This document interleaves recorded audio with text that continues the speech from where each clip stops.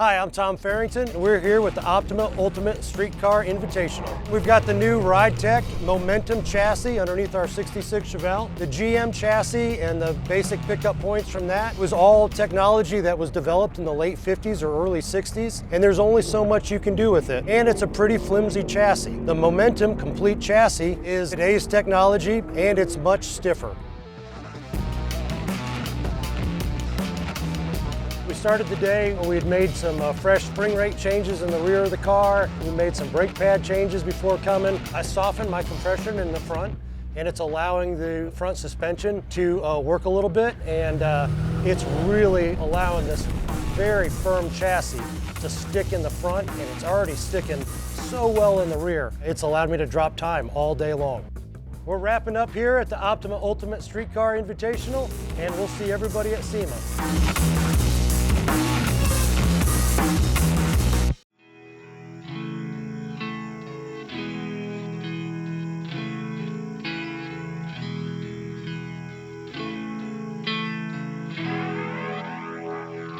What's up? It's Blaine at Ridetech. We are out at SEMA 2025. We are standing outside the Optima Batteries booth with Tom Farrington. Today is all speed stop. So we have a course set out here where we two cars run at the same time, and we run down. We make a 180-degree turn. We come back and we stop in a 20 by 40 foot box. And so it's all based on your elapsed time. Well, Tom, thanks for everything. Thanks for letting us catch up with you for a little bit. And we'll let you get suited up and ready to go. And in the meantime, why don't you guys take a walk with me and we'll check out some of the other Ridetech equipped vehicles here at SEMA.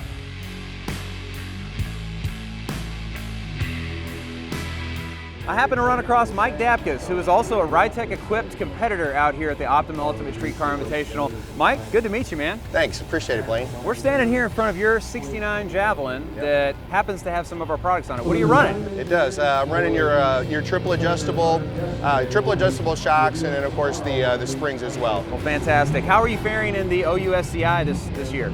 Just 2 weeks ago, we went down to Barber Motorsports Park for the last regular season event, and we won there. Oh, right on, so man. first ever win. Couldn't believe it.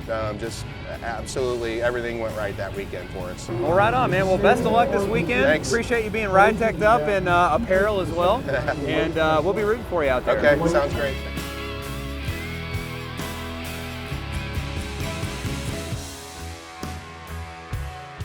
Tony Grace, all the way from Michigan, out here in Vegas with your second gen F body, competing in the OUSCI, man. How's it going? It's going great, man. The weather's awesome, cars run great. Happy to be here. You are running some Ridetech product on your car. It's good to see. Yes, we were sir. actually looking for who's on Ridetech while we're out here, and you've had this car through a couple of iterations, and you decided to retain the Ridetech coil-overs. Yeah, I mean, you know, this car, I've had it for a really long time. I've had it for 11 years. Drove away from my wedding with it, and you know, it got to a point where I had to kind of sideline the car, and everything that I knew that I wouldn't want when I went to put the car back together someday and build like my dream, I sold it. But the Ridetech shocks I hung on to because they were great. I have no complaints about them whatsoever. You know, I was able to run pretty good when the car was put together before. I'm running pretty good now. Every time I make a little adjustment with a shock, it's very responsive. If I need a little more rear grip, I can dial it in. If I want it to ride a little more comfortably, I can do that. I've got a 2017 Camaro, and this car will outrun it, and it'll actually outride it on the highway. So, yeah, absolutely. Glad to meet you. We'll keep an eye out on the track for you, man.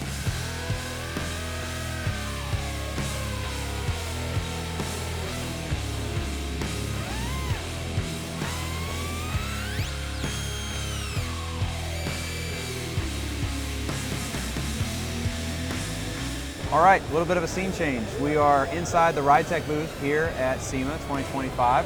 I've got the Farringtons with us. Their session is over for the day. Did pretty good out on the speed stop. Wanted to talk a little bit, since we happen to have a frame with no body on it here in the booth. You know, when we first walked in to meet with you guys, all the guys at Ridetech, we were super impressed. The 68 to 72, you know, the second gen A-body chassis was sitting there bare, you know, just a frame, and it was, we were just impressed. We were impressed the way it was put together, the way it was well thought out, and the way it was ultra stiff. And it's pretty. I mean, you look at it and it's just a sexy looking chassis.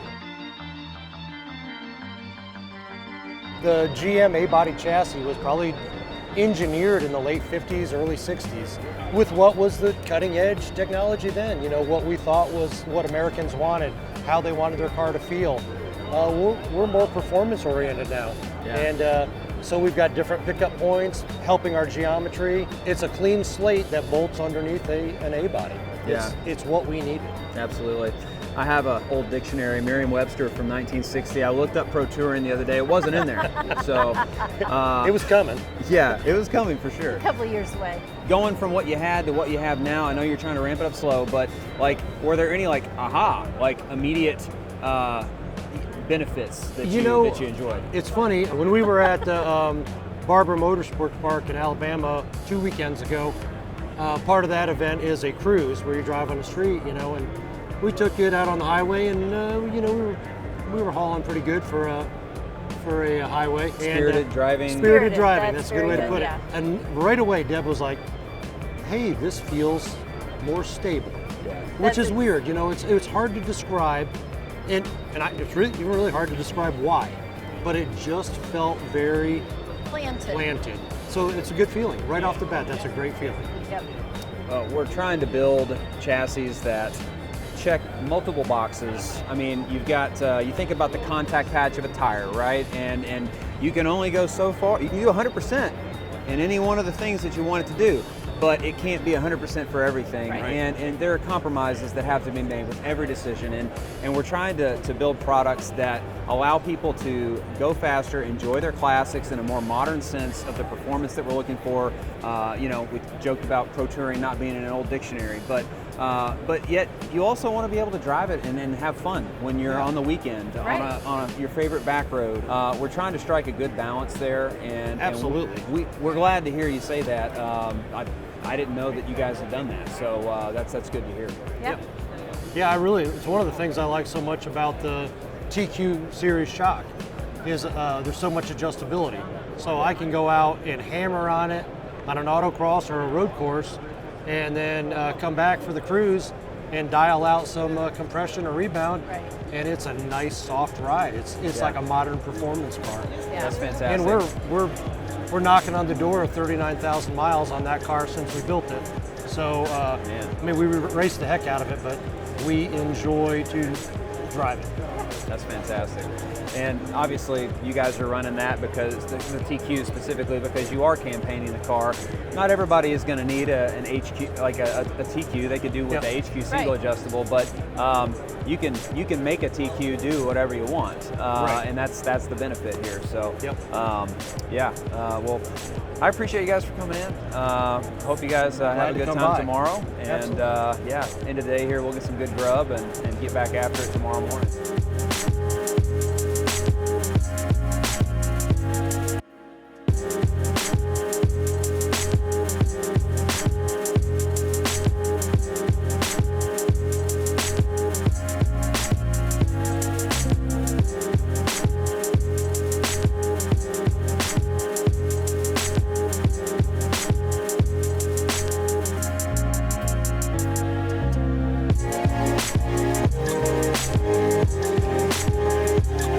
Day 3 of SEMA Show 2025, and we are standing in front of the Factory 5 Racing booth. And behind me is the Type 65 coupe that the Austin Hatcher Foundation has built. And they have incorporated one of our Shockwave air suspension and Ride Pro E5 air management systems into this build here. So why don't you take a look at it with me?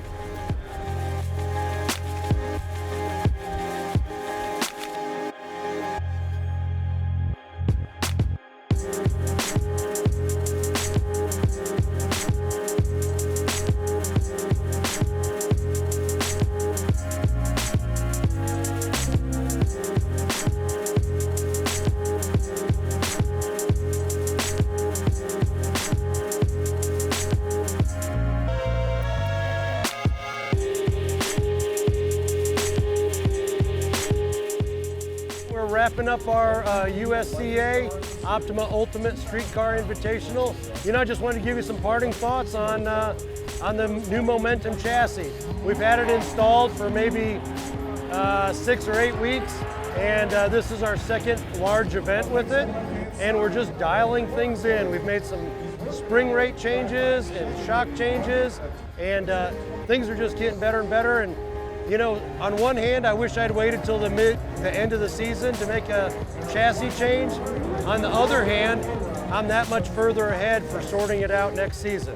So we're just really thrilled with the way it's working. From here, we leave our truck and trailer and the car at Bear Brakes, and then in 2 weeks we're running Good Guys Scottsdale. So I'll make a few more changes before we run there, and really we're looking forward to developing it a little bit more, and things will only get better.